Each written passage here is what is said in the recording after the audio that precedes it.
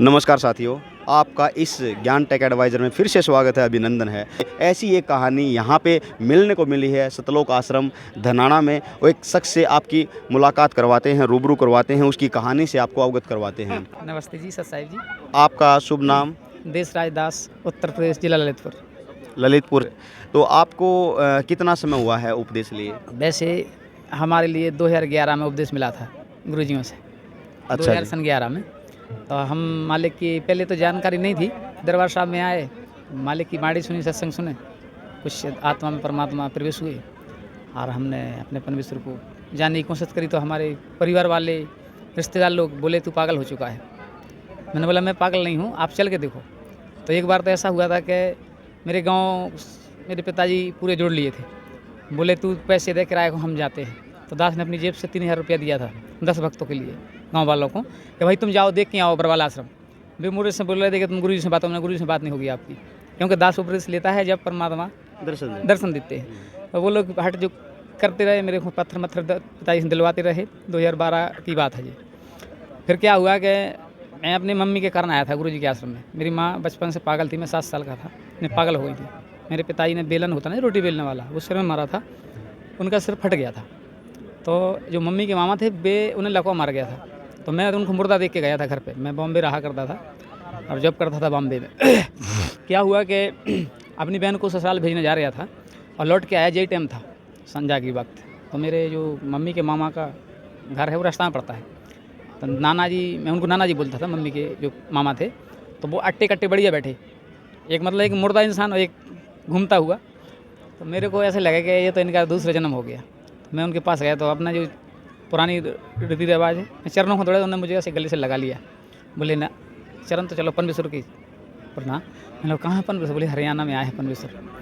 तो कैसे आए? बोले जो तुम कारस की पूजा करते ना, हमारे यहाँ कारस और पारस माना जाता है हमारे बुंदेलखंड झांसी एरिया में। और वहाँ कम से कम 10-20 जिले भी जानते हैं कि कारस पारस क्या, कमल के फूल मतलब अवतार बताते थे। जब आप आपके नाना जी के पास गए, हाँ जी। तो आप जैसे बताया कि वो मृत अवस्था में मैंने देखा था तकरीबन, बराबर जी। तो अधरंग लगा था, उसको पैरालाइज था। हाँ, उनको लकवा मार गया था हमारे। लकवा मार हाँ, तो जो मैं गया तो उनको दूध पिला रहे थे, तो मोच डाले तो इधर से बाहर से गिर रहा था बाहर। तो आपने उससे मिलने से पहले उधर से देखा हाँ, था? पहले फिर लेकिन आप जब सायंकाल जब वापस कभी कुछ सब आए तो अट्टे कट्टे बैठे थे? हाँ, अट्टे कट्टे बैठे थे और मैं उनसे मिलना चाहता था। तो मेरे परिवार वाले थे ना, बोलते उनके पास नहीं जाना। क्यों?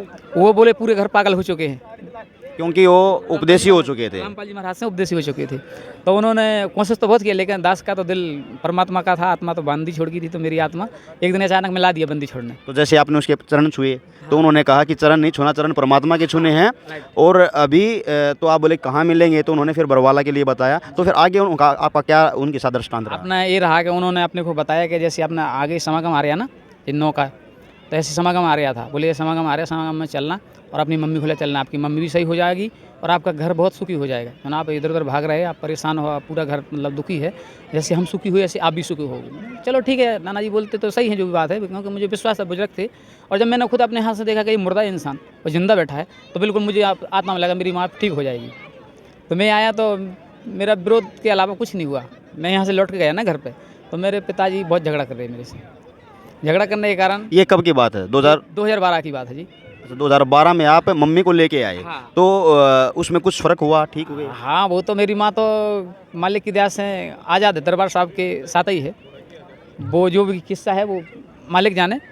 मेरा जो आने का आदेश था दरबार साहब तक मम्मी को लेके, फिर भी कुछ उनके मानसिक वो पूरी मतलब पूरी गारंटी लिए थे दरबार साहब ने। मैं दरबार साहब में आया था, जो भी उनका नियम कानून था पूरा जान के, मम्मी को दीक्षा दिला के, और अपना जो काम था वो पूरा क्लियर कर। मैं शॉर्ट में बोल रहा हूँ, मम्मी मेरी सतलोक में हुआ या कोई मिनी लोक में हो, मतलब शरीर पूरा हो चुका है। लेकिन मैं ये पूछना चाहता हूँ, कुछ समय के लिए उनका मानसिक संतुलन ठीक हुआ या नहीं हुआ? नहीं, मेरे हिसाब से खूब अच्छा हुआ। जब हम घर को ले जाए तो मेरी मम्मी मतलब रजाइयों में छुप रही थी।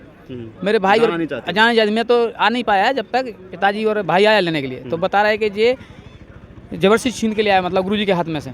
और गुरुजी बोल रहे थे कि रहने दे बेटी को, यहीं रहने दे। तो ये जींद पे आए और इन्हें उन्हें बैठा दिया वो तो मतलब परिवार का विरोध हुआ है, वो ज़बरदस्ती लेके गए हैं। हाँ। तो वो एक कॉन्सेप्ट ही अलग हो जाता है। लेकिन मेरा ये था कि उपदेश लिए तो कुछ फ़र्क पड़ा या नहीं पड़ा? नहीं पड़ा है, बंदी छोड़ की पूरी तैयार हुई। मैं खुद आधा हाफ माइंड से मेरा मतलब दिमाग तुरंत खिसकता था।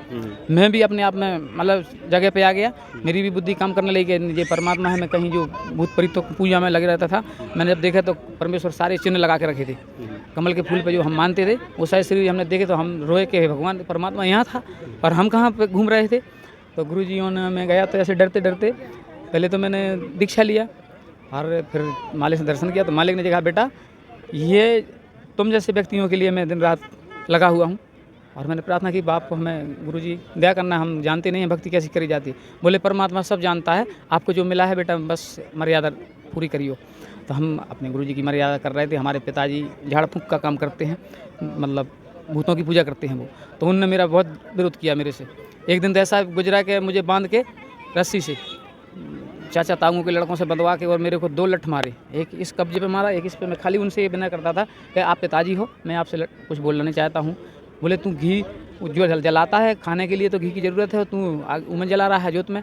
तो मैं जब पहले मुझे इतना ज्ञान था कि भाई भगवान का हवन करना चाहिए, तो मैं सुबह उठ के नहा धो के अपने जोत लगाता था। तो पिताजी मेरे चिढ़ते थे क्योंकि उनको मतलब ये श्याम पसंद नहीं था मेरा। तो मेरे गुरुजी ने मेरे को ऐसे बचाया जैसे प्रहलाद को बचाया था। मेरे गुरुजी 24 घंटा मेरे साथ रहते हैं, ना मुझे कभी रोग आता है। और मुझे कहीं भी अभी मैं कहीं भी मतलब कौन सी खंडर में चला जाऊँ, लेकिन मालिक मुझे ऐसे दिख जाते आगे। मैं मशीन का ऑपरेटर हूँ, मैंने मशीन चलाना जाता हूँ। अगर मुझे कहीं खतरा आता ना तो मेरे गुरुजी यहाँ मिलते हैं, मुझे आशीर्वाद देते हुए। सच बोलूँ झूठ नहीं बोलूँ। अब किसको क्या मिला, मुझे तो परमात्मा मिले। और मैं सबसे ये विनय करता हूँ जो मेरी वाणी को सुने, मतलब मेरी आत्मा बोल रही है कि जो मेरे मुख से निकल रही, मैं क्या कर सकूँ, कुछ नहीं कर सकूँ। भगवान के सामने हाथ जोड़ सकूँ, जनता के सामने कि आप अपने, मैं अपनी समाज से कहूँ जितनी बगैर समाज होगी हमारी, जहाँ तक होगी, मैं उनसे ज़्यादा रिक्वेस्ट करना चाहता हूँ कि भेड़ बकरी पालना छोड़ो और पालो तो उनके दूध की आशा करो। एक घर कटो बेकार है। अगर वो लोग आ जाएँ तो अच्छी बात, दरबार में ज्ञान हो जाएगा। मेरे पास भी था पहले पशुपालन। मैं जैसे गुरु जी का ज्ञान हुआ तो मैंने बहुत तकलीफ आत्मा में आई। गुरु जी बोले बकरी पाती खात है जिसका कटे गला, और उसने क्या खाया था, उसका गला कटा, तुम्हारा क्या हाल होगा। तो गुरु महाराज ने ऐसे बहुत से शब्द है। कितनी गहरी बात की है, कितनी ज़बरदस्त आत्मा को झंकोरने वाली बात कही है। परमात्मा की वाणी उन्होंने रिपीट की है कि जैसे जो बकरी पाता खाती है तो उसका भी गला कट जाता है, और जो उसको भी खाता है उसके साथ क्या बीतेगी वो आप अंदाज़ा नहीं लगा सकते। तो आप आध्यात्मिक दृष्टि में आने के लिए इन्होंने आग्रह किया है कि जो भी इनके समाज के हैं तो एक दूध तक की आस रखो, लेकिन मांस तक की नहीं। उन्होंने बहुत कम शब्दों में ये बात बोली है, हाँ शॉर्ट में बोले हैं। तो मैं भी ये रिक्वेस्ट करना चाहूँगा समस्त मेरे विश्व बंधुओं से कि जो मांसाहारी हैं या मांस का भक्षण करते हैं या उसी पे आस लगाए बैठे हैं, कृपया उन चीज़ों को छोड़ के, पहले कभी ऐसी स्थिति होती थी जो कोस्टल एरिया में होते हैं वहाँ पे कुछ चीज़ ही नहीं है तो उनका निर्वाह का ही वो एक साधन वही होता था। लेकिन आज समस्त संसार में इतनी ट्रांसपोर्टेशन सुविधाएं हैं कि कोई भी चीज़ कहीं से भी आसानी से ले सकते हैं, सभी चीज़ उपलब्ध है। तो आप सात्विकता की तरफ आइएगा, ईश्वर जो शक्ति है प्रदत्त, उनके जो ज्ञान है, जो उनकी विधि है, उसमें आइएगा और उससे बहुत आनंद मिलेगा, परमात्मा मिलेंगे और उसमें जो आनंद रहता है वो ज़बरदस्त रहता है।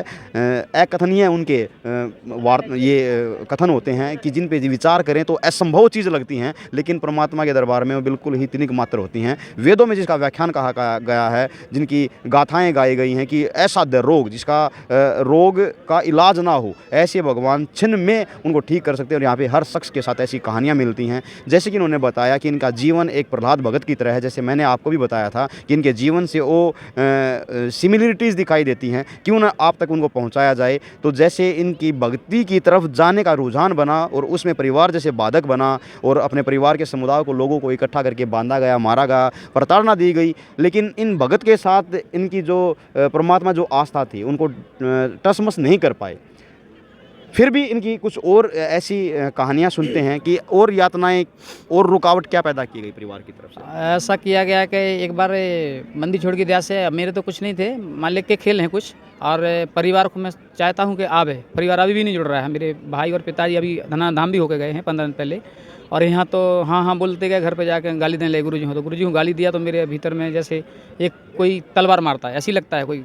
मेरे फिर परमात्मा बोलते हैं बेटा देना दो, तुम्हें नहीं सहन मतलब नहीं होती, भग जाओ वहाँ से। तो मैं अपने गेट लगा के रुक गया और मैं भग गया। तो भाई लोग मेरे साथ जो कर रहे हैं और उनकी तो औकात नहीं है, गांव करवा रहा है। गांव वालों से मैं एक बहुत बड़ी आग्रह करता हूं कि आप मतलब परमेश्वर को पहचानें, और परमेश्वर से कोई चीज़ छुपी नहीं है। रामपाल जी महाराज वो परमात्मा है जिस शायद ही पूरी पृथ्वी को अपने हाथों पे लेने आए हैं, और हम इतने नादान हैं कि हम अपने बाप को जानते नहीं हैं। और अगर हम अपने पहचान, जैसे दास आज बयान कर रहा है, ऐसे करते करते सब लोग थक जाएंगे। दास के पास कोई इतनी जीव नहीं है ना इतनी सांस है कि वो परमेश्वर की वर्णना कर सके। दास तो इतना बना तो मालिक से बस एक प्रार्थना करता रहता है अपने दिन रात, एक ही है कि हे बंदी छोड़, हम जैसे भूल गए, अब मालिक हमें लवा चलियो आप यहाँ से। हाँ, आपकी इस आस्था, जैसे प्रहलाद भगत की कुछ कहानियाँ सिमिलर होती हैं, जो आप पे यातनाएं दी जाती हैं, तो परमात्मा में आपकी आस्था दृढ़ है, तो उसका प्रतिफल आपको मिलता है, कुछ संतोष मिलता है, कुछ दर्श होते हैं, या भगवान का कुछ ऐसा आपको शक्ति दिखाई देती है? जे सच्चाई है, अथवा माने ना माने, लेकिन मेरी आत्मा जो कह रही है बिल्कुल 100% सत्य कहेगी। मुझे परमेश्वर, अगर मैं कहीं मतलब अपने आप को छोड़ के चला जाऊँ कि मेरा शरीर नहीं है, तो मेरे परमेश्वर वो चमत्कार दिखाते हैं, लेकिन आदेश नहीं देते हैं किसी को बताने का। वो कहते हैं खाली अगर वक्त आ जाए तो बस याद करना जो तुम्हें बताया गया। तो मेरे भगवान मतलब गुप्त रूप में, जैसे भक्तों की रक्षा जगह जगह होती आई है, जैसे मीराबाई ने जहर पी लिया था और उनको पीते ही अमृत बन गया था, तो ऐसे परमेश्वर ने कई चमत्कार दिखाए मेरे लिए। मैं बिल्कुल सरल भाषा में बोल रहा हूँ, छोटी सी भाषा के, ज़्यादा मेरे पास समय भी नहीं है, आपके पास भी नहीं समय।